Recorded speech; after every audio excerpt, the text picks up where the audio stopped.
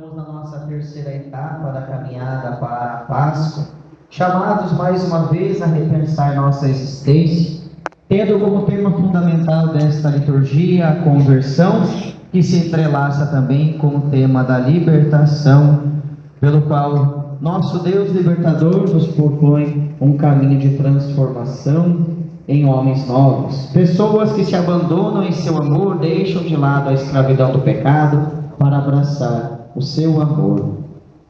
Hoje nós ouvimos na primeira leitura o livro do Êxodo, o capítulo 3. Moisés estava apacentando o rebanho de seu sogro Jetro, quando ele ouve a voz de Deus que o chama.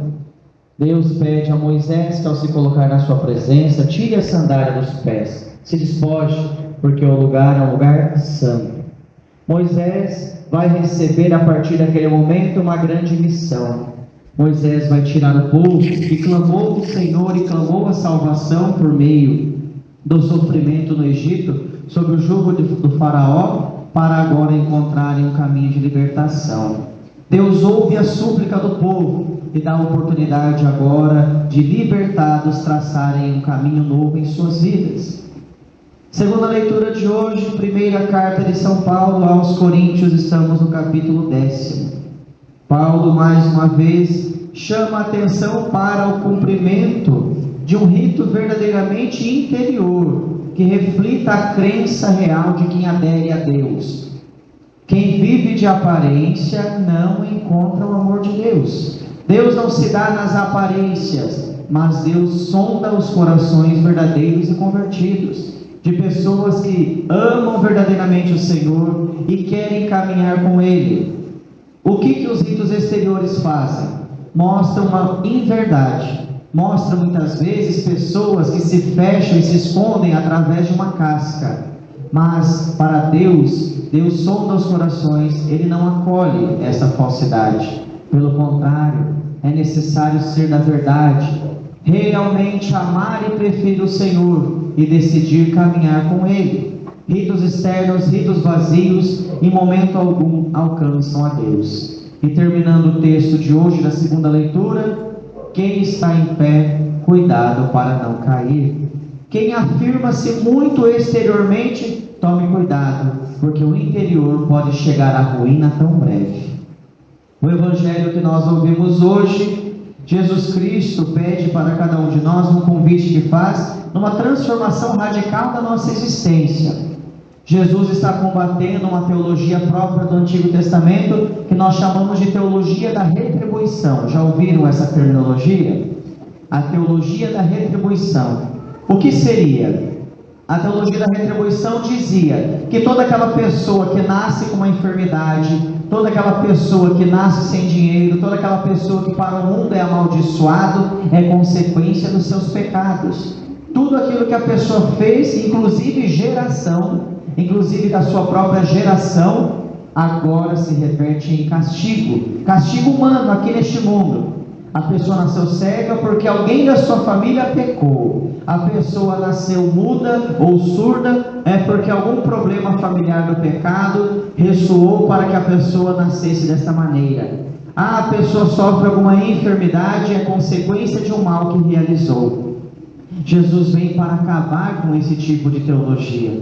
Ele vem nos ensinar justamente hoje, por meio disso, de que todas as pessoas, aqueles 18 que sofreram sofreram a morte pela queda da torre de Siloé, ou aqueles que Pilatos matou, todos estes têm a mesma sorte do que aqueles outros galileus, ou também daqueles outros que apontam o dedo para acusar o pecado do próximo. Ou seja, se não vos converterdes, tereis a mesma sorte que todos eles.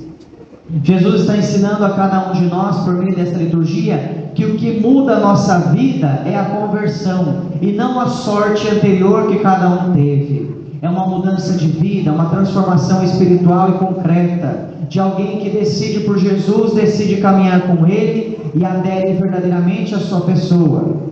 Jesus não é uma ideia, Jesus não é uma filosofia de vida, Jesus é uma pessoa que nasceu entre nós, viveu conosco, anunciou a salvação e nos remiu por seu sangue. É preciso, portanto, ouvir a sua voz. Corações fechados não são capazes de encontrar este amor de Jesus. E é por isso que ele chama a atenção para nós hoje, por meio da parábola, para que nós não sejamos como a figueira. Havia ali uma figueira plantada no meio da vinha. O dono daquela figueira queria cortá-la, mas veio o vinhateiro e pediu: não, Senhor, deixa mais um ano, vou cercá-la, vou adubá-la, e se ela não produzir fruto, aí então poderá cortá-la. É assim, portanto, que nós caminhamos neste mundo. Precisamos ser regados pelo amor de Deus, precisamos ser alimentados pela Eucaristia e pela Palavra. Mas quando nós recebemos todo este carinho da parte de Deus em nossa vida, é preciso que nós ofereçamos os frutos. Uma árvore sem fruto não serve para nada, ou seja, será cortada. Mas que corte é esse em nossa vida? Se não produzimos frutos, se não caminhamos com Deus, se não oferecemos a Ele tudo aquilo que Ele nos deu primeiro quando nos chamou, então, de que serve a nossa caminhada junto de Deus? Ritos exteriores, ritos vazios, mentira, vivermos apenas uma casca? Isso não é religiosidade. Vir à missa todos os domingos, sentar e não fazer mais nada e achar que cumpriu apenas com obrigação é um rito vazio. De nada vale estarmos fazendo tudo isso. Mas entrar na igreja, se assentar no banco, ouvir a palavra, participar e celebrar enquanto comunidade deve ser o combustível para que, saindo da porta para fora, sejamos pessoas melhores e anunciemos a palavra de Deus. Um exemplo disso é que hoje o nosso querido Papa Francisco recebe alta. Graças a Deus, pela nossa oração, pela oração da igreja, o Papa Francisco recebeu alta. Muitas pessoas que se dizem cristãs e católicas estavam torcendo pela morte do Papa. Que espiritualidade é esta? Que fé é esta de alguém que deseja o mal para alguém que só fez o bem neste mundo e conduz a barca que é a igreja?